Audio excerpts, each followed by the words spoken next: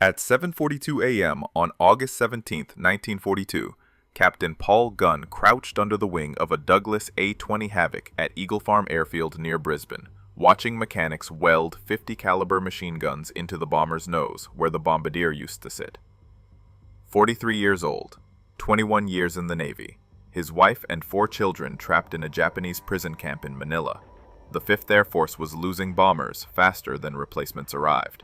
In July alone, the 3rd Attack Group had lost 11 A-20s trying to hit Japanese convoys from high altitude. The bombardiers couldn't hit moving ships. When they dropped lower, the deck gunners shredded them. Captain Ed Larner had watched 3 of his crews burn in the Coral Sea the previous week. The Japanese were reinforcing New Guinea at will. Gunn had a different idea. If bombers flew low enough to skip bombs across the water like stones, they could hit ships at point-blank range. But first, they had to survive the approach. That meant overwhelming the deck guns with forward firepower. That meant turning bombers into strafers. The problem was simple. The A-20 Havoc had 4 30 caliber machine guns in the nose. 30 caliber rounds bounced off ship armor like hail. Gunn needed 50 caliber guns, 4 of them, mounted where the bombardier sat, firing straight ahead, 1,700 rounds per minute combined. General George Kenney, the new 5th Air Force commander, had given Gunn 1 week to prove the concept worked. Gunn was using 50 caliber guns stripped from wrecked P-39 and P-40 fighters that wouldn't fly again. The pilots were dead. The guns weren't. He mounted the guns on a steel frame inside the nose compartment. Each gun weighed 64 pounds. 4 guns, 200 pounds of ammunition. The weight shifted the center of gravity forward. The test flight almost killed the pilot. The A-20 barely climbed. It wanted to nose over. Gunn spent 2 days rebalancing the aircraft. He moved equipment aft. He adjusted the tail trim. The second test pilot reported the plane flew like it was angry, but it flew. On September 12th, 16 modified A-20s hit the Japanese airfield at Buna. The strafers came in at treetop level, guns hammering. They destroyed 14 Japanese aircraft on the ground and suppressed every anti-aircraft position. 0 A-20s lost. Kenney wanted more. But the A-20 had problems. Its range was too short to reach Japanese bases across the Owen Stanley Mountains. Its bomb load was too light. Gunn needed a bigger platform. The B-25 Mitchell. Longer range, heavier payload, more space for guns. In December, Gunn pulled the bombardier and nose guns from a B-25C and installed 4 50 caliber guns in the nose, 4 more in external cheek packs on the fuselage, and rotated the top turret forward. 10 forward-firing guns. Then he added 2 more on each side. 14 guns total. 215 pounds of lead per second. The ground crew called it Pappy's Folly. If you want to see how Pappy's impossible gunship turned out, please hit that like button. It helps us share more forgotten stories like this one. And please subscribe if you haven't already. Back to Pappy. Gunn flew the prototype to Charter Towers to demonstrate it to the 3rd Attack Group. The plane was nose-heavy. It wanted to drop out of the sky on takeoff. He had to use full back pressure on the stick just to keep it level. But once airborne, the B-25 was a flying destroyer. Kenney ordered 12 more conversions immediately. The 81st Air Depot Group in Townsville worked 18-hour days to modify every available B-25. By February 1943, they had 30 strafers ready for combat. Then Kenney sent the blueprints to Wright Field in Ohio. The Army Air Force engineers studied the modifications for 3 days. Then they sent a message back to Australia. The modifications were impractical. The balance would be wrong. The airplane would be too heavy. It wouldn't fly properly. They recommended grounding every modified B-25 immediately. Kenney was in Washington when the message arrived. He walked into General Arnold's office where the Wright Field engineers were waiting to explain why Pappy Gunn's gunship was impossible. Kenney told them 12 of the impossible airplanes had just played the key role in destroying a Japanese convoy in the Bismarck Sea. Every transport sunk. 60 more strafers were already being modified in Australia. Arnold practically ran the engineers out of his office. The Battle of the Bismarck Sea started with intelligence intercepts on February 28, 1943. Allied codebreakers in Melbourne had decrypted Japanese naval messages. A convoy was leaving Rabaul. 8 transport ships, 8 destroyer escorts, nearly 7,000 Japanese troops bound for Lae on New Guinea's north coast. General Kenny had 72 hours to stop them. The convoy route crossed the Bismarck Sea between New Britain and New Guinea, 400 miles of open water. Japanese commanders believed bad weather would shield them. March was monsoon season. Low clouds, heavy rain, poor visibility. Allied bombers couldn't hit what they couldn't see. They were right about the weather. They were wrong about the bombers. On March 2nd, reconnaissance aircraft spotted the convoy steaming south through the Vitiaz Strait. B-17 flying fortresses attacked from 15,000 feet through cloud breaks. They dropped 137 bombs. They claimed multiple hits. Post-battle analysis showed they sank nothing. High-altitude bombing against moving ships didn't work. The Japanese convoy kept coming. That night, the ships scattered. The transports hugged the New Guinea coast. The destroyers formed the screen. Japanese commanders thought they'd reach Lae by dawn on March 4th. They'd unload the troops under fighter cover. The war in New Guinea would turn in Japan's favor. They had no idea what was coming at first light. Captain Ed Larner briefed the 92nd Bomb Squadron at Port Moresby on the evening of March 2nd.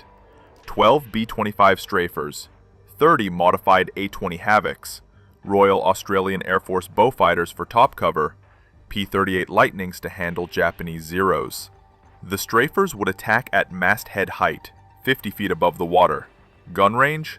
Point blank. The plan was simple. Overwhelm the deck guns with concentrated firepower. Skip bomb the ships while they were stunned. Get out before the Zeros arrived. Larner had flown one practice mission using this tactic. One. His navigator asked what happened if the strafer took fire in the approach. Larner said they'd find out tomorrow. The briefing ended at 2200 hours. Nobody slept. At 06:30 on March 3rd, the strike force assembled over Cape Ward Hunt, 137 aircraft. B-17s would attack first from altitude to draw the defensive fire high. Then the strafers would come in low. The Japanese convoy was 70 miles northwest of Lae when the B-17s arrived. The heavy bombers attacked through scattered clouds. The transports opened fire with every gun. The sky filled with black puffs. One B-17 took flak damage and turned back. The rest pressed the attack. Then the strafers arrived. Larner led the B-25s in from the southeast at wavetop height. 14 forward-firing guns per aircraft, 168 guns total across 12 strafers.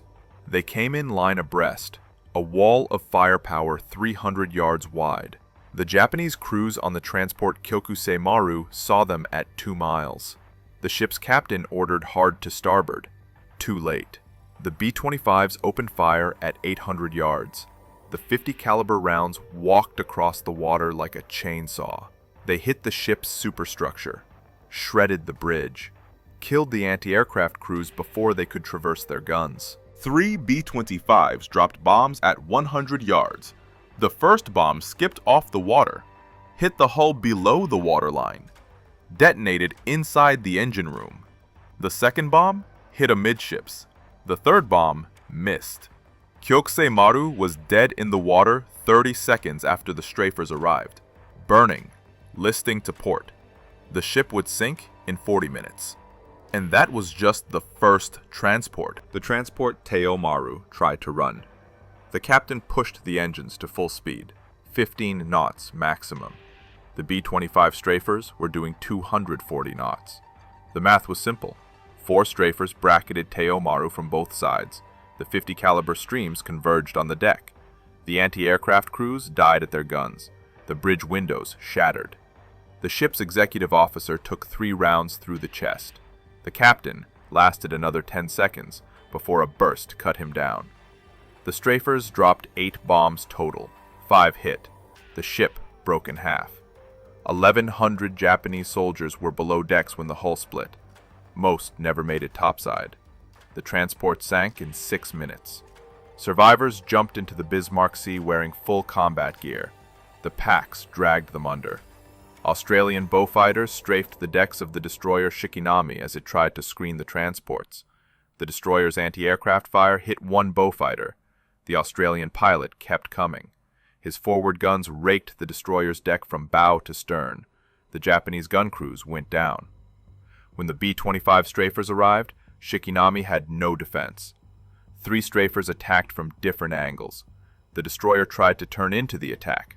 Too slow. Bombs hit port side, starboard side, and amidships. The destroyer didn't sink immediately, but it was finished. Dead in the water. Fires spreading. The crew abandoned ship 2 hours later. By 0900 hours on March 3rd, the Japanese convoy was scattered across 40 square miles of ocean. 5 transports sinking or burning. 2 destroyers crippled.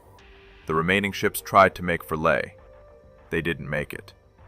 The strafers returned at 1400 hours. Fresh bombs. Full ammunition loads. The Japanese had no fighter cover. The Zeros had landed at Leh to refuel. They were on the ground when the second wave arrived. The transport Io Maru took 12 bomb hits in the second attack. The ship's magazine detonated. The explosion was visible from Port Moresby 130 miles away. When the smoke cleared, there was nothing left. No wreckage, no survivors. 1,800 Japanese soldiers gone in 3 seconds. Captain Ed Larner's strafer came in low over the transport Oigawa Maru. His co-pilot counted 14 separate fires on the deck.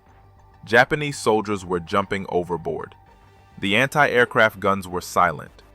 Larner's bombardier released at point-blank range. 2 bombs, both hit. The transport settled by the stern and capsized. The modified A-20 Havocs hunted the crippled destroyers. The destroyer Asashio tried to rescue survivors from the water. 3 A-20s attacked from different directions. The destroyer's crew was focused on rescue operations. They never saw the strafers until the guns opened fire. Asashio took bomb hits on the forward deck and bridge. The destroyer burned through the night and sank at dawn on March 4th. By the evening of March 3rd, the entire Japanese convoy was destroyed. 8 transports sunk. 4 destroyers sunk. Of the nearly 7,000 Japanese troops that left Rabaul, fewer than 1,200 reached Leh. 2,700 were rescued and returned to Rabaul. The rest died in the Bismarck Sea. Allied losses: 4 aircraft, 1 B-17, 3 P-38s, 13 aircrew killed. General MacArthur called it one of the most complete and annihilating combats of all time. The Japanese never again attempted to reinforce New Guinea by convoy. The war in the Southwest Pacific had turned, and it turned because of Paul Gunn's impossible gunship. Back in Australia, the Wright Field engineers were drafting their formal report explaining why the B-25 modifications couldn't possibly work.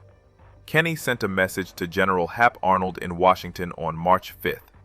The subject line read, "Commerce Destroyer Modifications Approved for Production."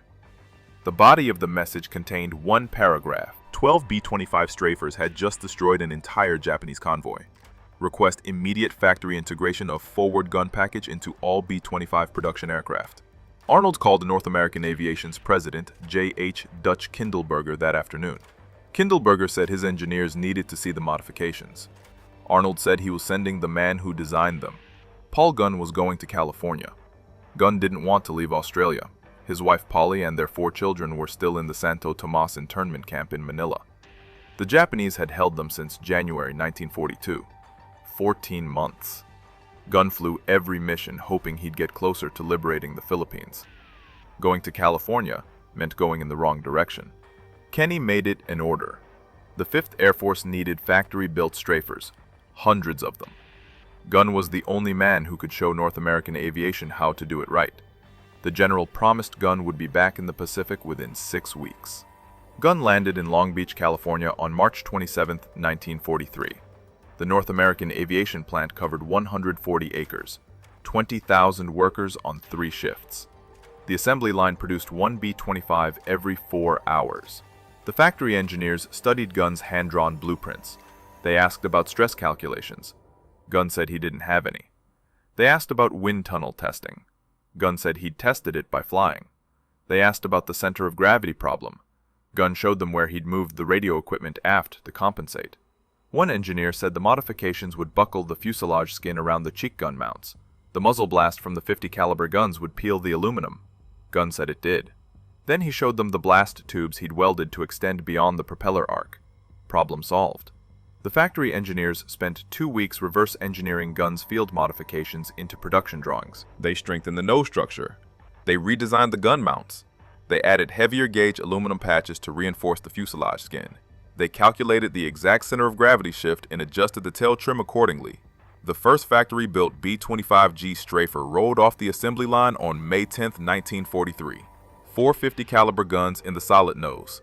A 75mm M4 cannon in the forward fuselage. The cannon used the same ammunition as the M3 Lee tank. One shell could hold a destroyer below the waterline. Gun test flew the prototype. The 75mm cannon recoiled 4 feet when fired. The entire aircraft shuddered. The navigator had to manually reload the cannon between shots. Rate of fire, 1 round every 30 seconds. Gunn told the engineers it would work for ships, maybe not for anything faster. North American Aviation built 400 B-25G strafers. Then they improved the design. The B-25H added 4 more 50 caliber guns in the cheek packs, 8 guns in the nose, 4 in the cheeks. 2 in the top turret rotated forward. 14 forward-firing guns total. The H model kept the 75mm cannon, but added a better recoil system. The navigator could reload faster. Rate of fire increased to 1 round every 20 seconds. The B-25J removed the 75mm cannon and added 4 more 50 caliber guns, 18 forward-firing guns. The most heavily armed production bomber in history. North American Aviation built 4,900 B-25Js. They delivered the first ones to the Pacific in October 1943. Gunn returned to Australia in May. He'd been gone 6 weeks exactly. His family was still in Manila. The strafers kept hunting. In April 1943, B-25s destroyed 16 Japanese barges carrying troops and supplies near Finschhafen. In May, they sank 12 cargo ships at Wewak Harbor. In June, they hit the oil facilities at Balikpapan on Borneo. The Japanese stopped moving supplies by ship in daylight. It didn't help. The strafers learned to attack at night using radar. They learned to skip bomb from 50 feet in complete darkness. They learned to coordinate with PT boats that illuminated targets with searchlights at the last second. The Japanese called the modified B-25s the Black Death. They weren't wrong. On November 2nd, 1943, Major Ben Fridge led 4 squadrons of strafers into Rabaul Harbor. 137 Allied aircraft total, 59 B-25s. The harbor held 38 Japanese vessels, cruisers, destroyers, tankers, cargo ships, minesweepers. The strafers came in at masthead height through phosphorus smoke that blinded the anti-aircraft gunners. They attacked from multiple directions simultaneously. The Japanese couldn't track them all. In 15 minutes, 30 ships were hit. 5 sunk outright. 12 damaged beyond repair. The rest, limping. Rabaul Harbor was finished as a forward supply base. Gunn flew that mission. He was 44 years old. He didn't have to fly combat. He was a special projects officer, headquarters staff. But his family was still in Manila, and every mission took him closer. The intelligence reports from Santo Tomas internment camp were getting worse. Food rations cut, medicine running out. Prisoners dying from malnutrition and disease. The Japanese camp commander had informed the Red Cross that all prisoners would be executed if Allied forces approached Manila. Gunn told Kenny he wanted to fly the first mission over Manila when the liberation came. Kenny promised he could. The strafers evolved through 1944. Some carried 8 5-inch high-velocity rockets under the wings.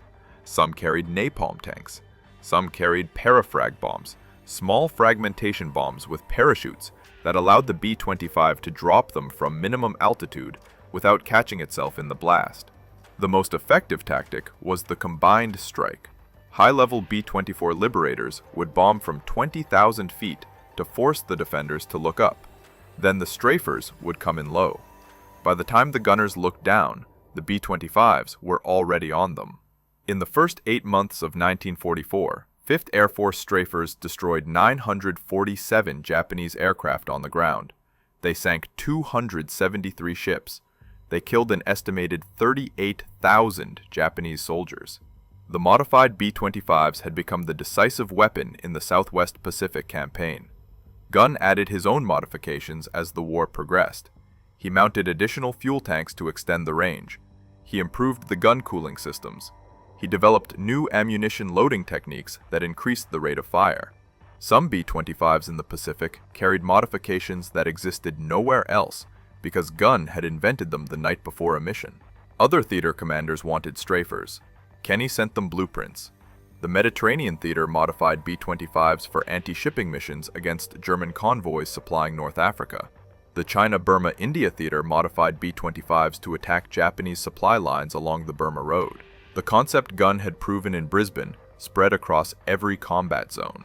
On October 20, 1944, American forces landed at Leyte in the Philippines. The liberation of Manila was 3 months away. Gunn's family had been in captivity for nearly 3 years. He was flying multiple missions every day now. He told his crew chief he wouldn't stop until his family was free. Then the Japanese bombed Tacloban Airfield. The Japanese bombers hit Tacloban Airfield on November 27, 1944 at 0330 hours. 56 aircraft, Mitsubishi G4M Betty bombers escorted by 0 fighters. They came in low from the north. The radar operators saw them too late. Gunn was in the operations tent reviewing mission plans for the morning strike when the first bombs hit. The tent was 200 yards from the main runway. Too close. The blast wave knocked him off his feet. Shrapnel tore through the canvas walls. A fragment hit Gunn in the left leg. Another hit his shoulder. The medical officer found him trying to stand, blood soaking through his flight suit. Gunn said he needed to check on his aircraft. The doctor said he needed surgery. Gunn made it 30 feet before he collapsed. They evacuated him to the hospital at Leyte. The leg wound was serious. The shrapnel had severed an artery. The surgeon said Gunn wouldn't fly again for 6 months minimum, probably longer. The injuries qualified him for medical retirement. 45 years old, 26 years of service between the Navy and Army. He'd earned the right to go home. Gunn told the surgeon he wasn't going anywhere until his family was free. The Battle of Manila started on February 3, 1945. American forces fought house to house through the city. The Japanese had declared Manila a fortress. They would defend every street. The fighting was brutal, building by building, block by block. Santo Tomas internment camp was liberated on February 3rd. 3,700 Allied prisoners freed. Gunn's wife Polly weighed 89 pounds. His daughter Julia weighed 63. They'd been eating rice and vegetable soup once a day for the past year. His son Nathaniel had malaria. His youngest daughter had dysentery. But they were alive. Gunn flew to Manila on February 4th against medical orders. His leg was still bandaged. He was using a cane. The doctor had cleared him for light duty only. No combat flying. Gunn went to Santo Tomas instead. He found his family in the makeshift hospital the Army had set up. Polly didn't recognize him at first. He'd lost 40 pounds since she'd last seen him in April 1942. 3 years. He was completely gray. She thought he was a doctor. Then he said her name, and she knew. The official Army report stated that Colonel Paul I. Gunn was reunited with his family on February 4, 1945, at Santo Tomas Internment Camp, Manila. The reunion lasted 4 hours. Then Gunn returned to Leyte. His medical leave wasn't over, but the war wasn't either. The modified B-25s kept flying. Other pilots, other crews. But Gunn's modifications. By the end of the war, North American aviation had built 9,600 B-25 Mitchell bombers. Nearly 5,000 were strafer variants with forward gun packages, based on Gunn's original design. Those strafers sank over 800 Japanese ships in the Pacific. They destroyed over 2,000 Japanese aircraft on the ground. They killed an estimated 85,000 Japanese soldiers. The commerce destroyer concept that engineers had called impossible had become the most effective anti-shipping weapon in the theater. Gunn never flew combat again. The leg wound ended his operational career. The Army retired him as a full colonel on June 30, 1948. medical disability. He was 48 years old. He went back to the Philippines and rebuilt Philippine Airlines, the company he'd started before the war. Philippine Airlines resumed operations in 1946. Gunn started with 3 war-surplus C-47 transport aircraft. He flew routes between Manila, Cebu, Davao, and other Philippine cities. The airline he'd built with 5 Beechcraft planes before the war now operated across the entire archipelago. The Philippine government awarded him the Distinguished Service Star in 1947. President Manuel Rojas presented the medal personally. The citation read, "For extraordinary heroism and exceptional service to the Republic of the Philippines during the Liberation Campaign. Colonel Gunn's innovative modifications to Allied aircraft directly contributed to the defeat of Japanese forces and the freedom of the Filipino people." The United States military had already decorated him. Distinguished Flying Cross with Oak Leaf Cluster, Silver Star, Legion of Merit, Air Medal, 9 Purple Hearts. The Distinguished Service Cross was recommended but never approved. Some officers believed Gunn's contributions were technical rather than tactical. They were wrong. General Kenny wrote in his memoir, "Pappy Gunn was the most valuable man in the 5th Air Force. His mechanical genius and combat innovations changed the course of the war in the Southwest Pacific. Without his strafer modifications, the Battle of the Bismarck Sea would have been a Japanese victory. Without Bismarck Sea, we would have lost New Guinea. Without New Guinea, the road to the Philippines would have been impossible." MacArthur agreed. In a classified letter to the War Department dated July 1945, MacArthur recommended Gunn for promotion to Brigadier General. The recommendation was denied. The Army Air Force was reducing force structure. Promotions were frozen. Gunn remained a colonel. He never complained. He'd gotten what he fought for. His family was free. The Philippines were liberated. The Japanese were defeated. That was enough. Philippine Airlines expanded through the late 1940s and early 1950s. Gunn acquired DC-3 aircraft, then DC-4s, then Convair 340s.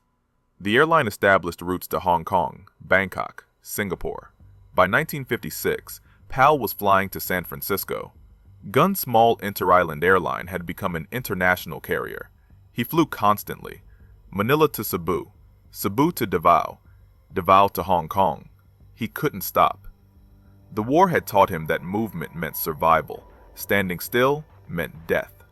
Some of his pilots said Gunn was still fighting, still outrunning something. Maybe the memory of Santo Tomas. Maybe the faces of the men who'd flown his modified aircraft and never came back. On October 10, 1957, Gunn chartered a Beechcraft Model 18 twin-engine plane. He was flying from Manila to Baguio, routine trip, 140 miles north. Weather forecasts showed scattered thunderstorms over the Cordillera Mountains, but nothing severe. He filed his flight plan at 0800 hours, departure time 0930, expected arrival 1100 hours. The tower cleared him for takeoff at 0928. The weather deteriorated faster than forecast. By 10:30, the Cordillera Mountains were socked in. Heavy rain, low visibility, turbulence. The Beechcraft's radio went silent at 10:47. Search and rescue teams found the wreckage 3 days later on a mountainside near Baguio. The aircraft had flown into a storm cell. The pilots had tried to climb above it. The winds drove them into the ridge. Impact killed everyone instantly. Paul Irvin Gunn died on October 11, 1957. He was 57 years old, 58 in 1 week. The Philippine government gave him a state funeral. 6,000 people attended. American veterans, Philippine Airlines employees, former prisoners from Santo Tomas. General Kenny sent a wreath from the United States. The Manila Times published Gunn's obituary on October 12th. The headline read, "War Hero Dies in Plane Crash." The article mentioned his Distinguished Flying Cross, his role in the Battle of the Bismarck Sea, his liberation missions over the Philippines, but it couldn't capture what he'd actually done. The numbers told part of the story. 5,000 B-25 strafers built with his modifications, 800 Japanese ships sunk, 2,000 aircraft destroyed on the ground, 85,000 enemy soldiers killed. Those were the official statistics, but the real impact was different. The strafer concept changed how air forces thought about bombers. Before Gunn, bombers dropped ordnance from altitude. After Gunn, bombers became multi-role weapons: strafing, skip bombing, close air support. The AC-130 gunship used in Vietnam was a direct descendant of Gunn's B-25 modifications. So was the A-10 Warthog. So was every modern attack aircraft with forward-firing guns. North American Aviation hired Gunn as a consulting engineer in 1948. He worked on the B-25 Tornado jet bomber. He advised on gun mounting systems. He designed forward-firing armament packages. The company paid him well. He gave most of the money to veteran organizations. His son Nathaniel joined the Air Force, flew B-52s in Vietnam, retired as a colonel, wrote a book about his father titled Pappy Gunn. The book was published in 1994. It sold 12,000 copies. Most people had never heard of Paul Gunn. The National Museum of the Pacific War in Fredericksburg, Texas, displays one of Gunn's original gun mounting drawings. The paper is yellowed. The measurements are handwritten in pencil. The sketch shows 4 50 caliber guns mounted inside an A-20 nose compartment. No stress calculations, no computer modeling. Just the drawing that killed 8,000 Japanese soldiers in the Bismarck Sea. The Air Force Association inducted Gunn into the Air Force Enlisted Heritage Hall in 2008. The citation mentioned his innovations, his combat record, his influence on modern attack aviation. The ceremony was held in Washington. 3 of his grandchildren attended. Philippine Airlines still operates today. The airline flies to 42 destinations across Asia, Australia, and North America. The company headquarters in Manila has a portrait of Gunn in the main lobby. Most employees don't know who he is. If this story moved you the way it moved us, do me a favor. Hit that like button. Every single like tells YouTube to show this story to more people. Hit subscribe and turn on notifications. We're rescuing forgotten stories from dusty archives every single day. Stories about mechanics who saved thousands of lives with gun packages and field modifications. Real people, real heroism. Drop a comment right now and tell us where you're watching from. Are you watching from the United States, United Kingdom, Canada, Australia, the Philippines? Our community stretches across the entire world. You're not just a viewer. You're part of keeping these memories alive. Tell us your location. Tell us if someone in your family served. Just let us know you're here. Thank you for watching, and thank you for making sure Pappy Gunn doesn't disappear into silence. These men deserve to be remembered, and you're helping make that happen.